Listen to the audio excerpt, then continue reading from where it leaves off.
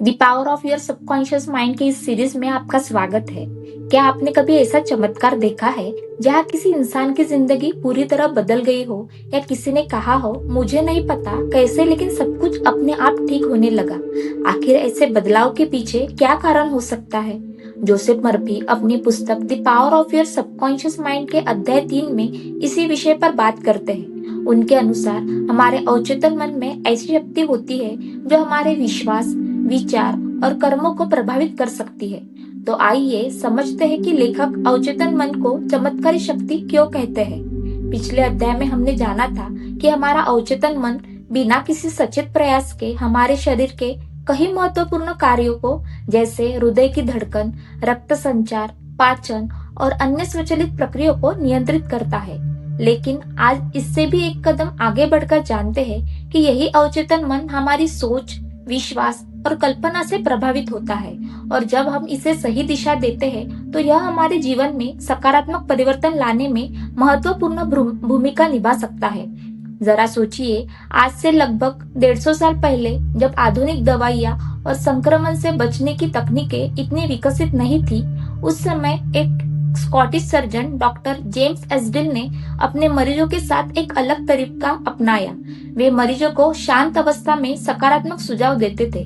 लेखक कहते हैं कि इस अनुभव ने उन्हें यह विश्वास दिलाया कि हमारा अवचेतन मन हमारे शरीर और व्यवहार पर गहरा प्रभाव डाल सकता है। इस कहानी का उद्देश्य यह नहीं है कि केवल सोच से हर बीमारी ठीक हो जाती है, बल्कि लेखक यह समझाना चाहते हैं कि हमारे विचार, विश्वास और मानसिक स्थिति का हमारे जीवन में असर पड़ सकता है। अब लेखक हमें एक और महत्वपूर्ण बात बताते हैं। वे कहते हैं कि हमारा अवचेतन मन हमारी जीवन पुस्तक की तरह है, जिसमें हम हर दिन कुछ न कुछ लिखते रहते हैं। लेकिन यहाँ लिखने का मतलब कलम से लिखना नहीं है। हमारे विचार, हमारी भावनाएं, हमारे विश्वास और हमारी आदतें ही इस पुस्तक के शब्द हैं।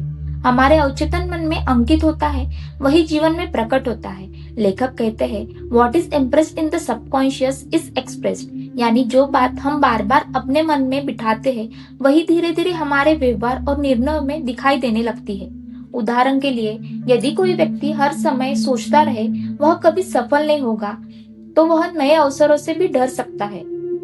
वही यदि स्वयं पर विश्वास करना शुरू करे और लगातार प्रयास करे तो उसके निर्णय बदलने लगते हैं। यदि आप चाहते हैं कि आपका अवचेतन मन आपके लक्ष्य की दिशा में आपकी मदद करे, तो अपने विचार सकारात्मक रखें, अपने लक्ष्य की स्पष्ट कल्पना करें, हर दिन सकारात्मक वाक्यों को दोहराएं, और सबसे महत्वपूर्ण, अपने प्रयास कभी मत छोड़िए।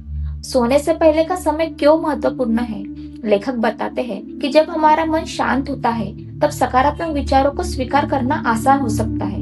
इसीलिए सोने से पहले कुछ मिनट अपने लक्ष्य की कल्पना करें और मन ही मन कहे, मैं हर दिन बेहतर बन रहा हूँ, मेरा अवचेतन मन मुझे सही दिशा दिखा रहा है। हर दिन आप अपने शरीर के प्रति आभार व्यक्त करें, स्वस्थ रहने की कल्पना करें और सकारात्मक जीवन शैली अपनाएं। इस अध्याय की सबसे बड़ी सीख यह है कि हमारा अवचेतन मन हमारे विचारों और विश्वासों से प्रभावित होता है। याद रखिए, आज की सोच ही आने वाली कल की दिशा तय कर सकती है। यदि आपको यह वीडियो पसंद आया हो तो इसे लाइक करें, चैनल को सब्सक्राइब करें और कमेंट में बताएं कि इस अध्याय की कौन सी बात आपको सबसे ज्यादा प्रेरित करने वाली लगी। धन्यवाद। मिलते हैं अगले अध्याय में।